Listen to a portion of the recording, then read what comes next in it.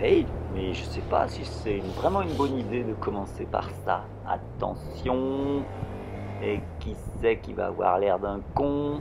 Bah voilà, c'est moi, voilà, c'est terrible, hein. C'est comme ça a l'air de rien comme ça, mais quand t'es dedans, tu fais pas le malin, quoi. Parce qu'il y a du courant, il fait froid, mais ça se voit pas. Bon, bah c'est comme ça. Après qu'est-ce que je peux faire? Peut-être passer cet épisode en accéléré pour pas avoir l'air trop con. Ouais, voilà. Je fais la moto, je m'énerve. Je peux peut-être essayer de mettre des cailloux dessous. Voilà, tout ça, ça dure très longtemps. En accéléré, on a l'impression que ça va vite, mais c'est pas vrai du tout. Oh putain, je m'énerve là. Bon, allez hop, on achève cette histoire. Ça suffit maintenant. On rentre. Je sais pas ce qu'on va faire. Enfin, je l'ai raconté par écrit dans le blog. En tout cas, on arrête là pour un temps. Et voilà, on va changer d'époque.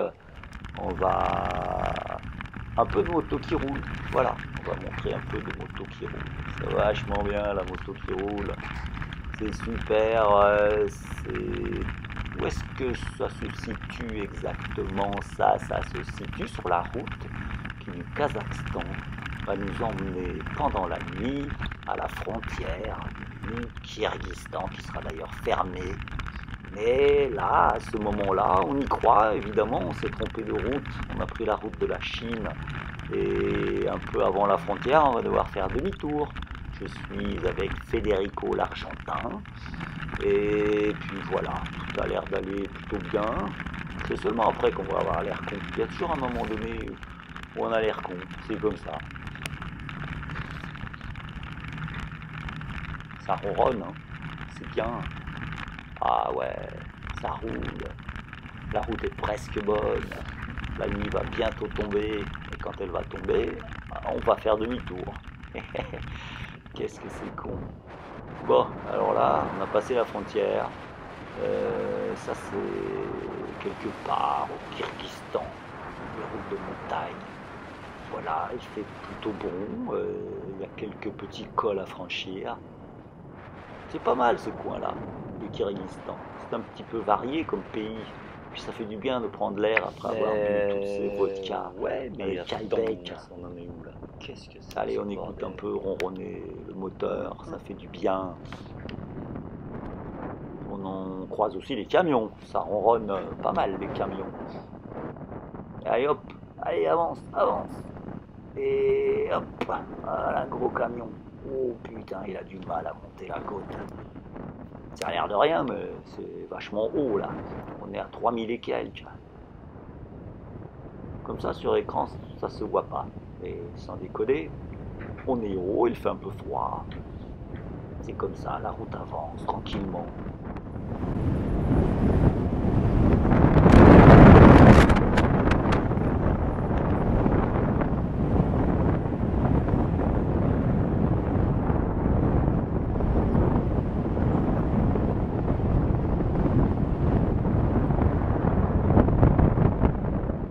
Bon, moi, je reviens là. Je ne vais pas laisser que du bruit du vent pour vous occuper pendant ce passionnant défilé d'images. Bon, voilà, on continue tranquillement et puis on va passer à autre chose. Qu'est-ce que j'ai en rayon? Une petite seconde. Et voilà, maintenant on est ailleurs. On est sorti des montagnes et on s'avance tranquillement vers la frontière avec l'Ouzbékistan.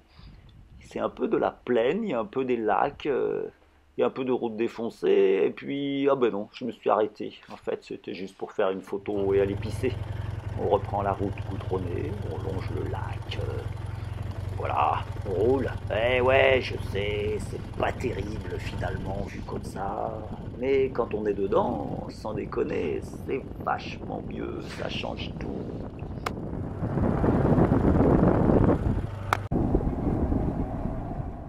Allez, vous savez quoi? Je vais vous laisser juste avec le bruit du vent quelques instants et regarder le paysage. Ah, finalement, il est pas mal le paysage. En plus, surtout dans ce coin-là, le paysage, il vaut la peine. Alors que quand on arrive en Ouzbékistan, c'est tout plat, c'est pas terrible. Alors, profitez-en, chers spectateurs.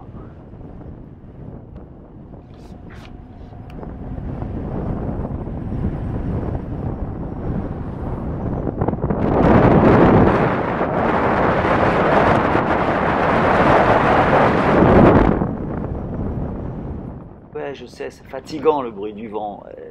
C'est comme ça, j'ai perdu mes boules qui est, alors je veux vous faire partager ce que c'est que ce souffle qui petit à petit peut devenir carrément insupportable et puis donner envie peut-être de s'arrêter quelques instants, prendre un petit chemin sur le côté, se faire une petite pause, étirer ses épaules fatiguées, s'arrêter sur un petit talus et juste regarder le paysage. Écouter le silence, parce que après le bruit du vent, écouter le silence, des fois, c'est pas mal non plus.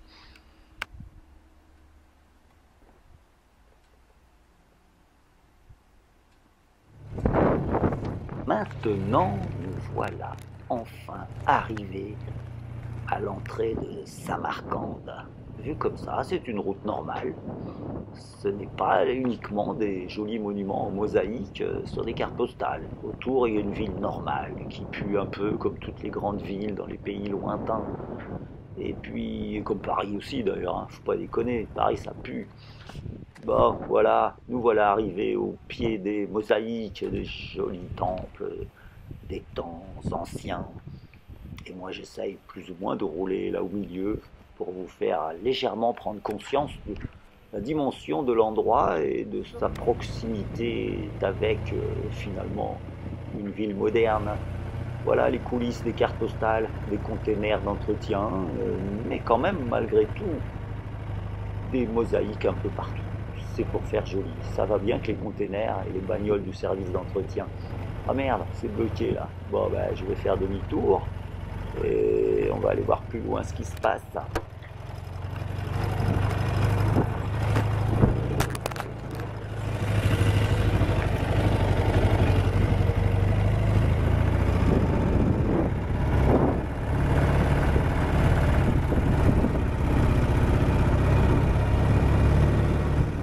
Bien joli de loger les murs en mosaïque, mais la lumière baisse. Le jour va bientôt s'achever et je ne sais toujours pas vraiment où je vais dormir. Mais pas d'inquiétude, on va se démerder. Faut toujours se démerder quand on arrive dans des patelins comme ça, où on ne sait pas où on arrive et où inévitablement on doit chercher à dormir ailleurs que dans un container. Bon, je reprends la route, hein. Je vais sortir des coulisses des mosquées et des temples et je vais retourner dans la ville où je devrais arriver petit à petit à trouver quelqu'un qui va m'indiquer un endroit où on peut dormir ailleurs qu'au milieu des meutes de touristes. Parce que Samarcande, il faut bien avouer que ça attire des touristes.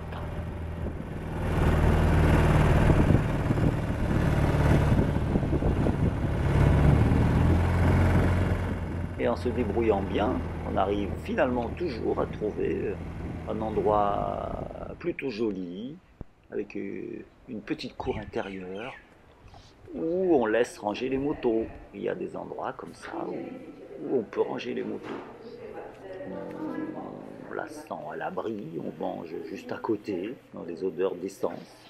C'est très bien, c'est très peinard. Et puis après, on reprend la route. Ça, c'est la route du Kazakhstan. Le Kazakhstan, c'est comme ça, pendant 1000 km. C'est moyennement passionnant. Et en plus, la route, elle est archi pourrie. Là, ça se voit pas, mais il y a des trous partout. Alors, ça secoue, ça fait mal aux épaules. On se dit qu'il est peut-être temps de bientôt prendre sa retraite, mais c'est la moto qui va décider pour moi.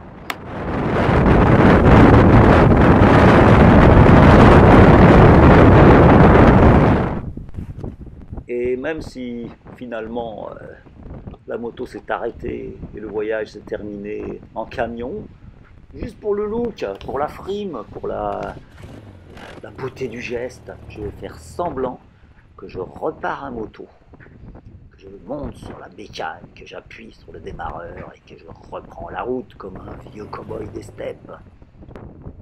Et voilà, c'est parti. À bientôt. Je vais aller me reposer maintenant.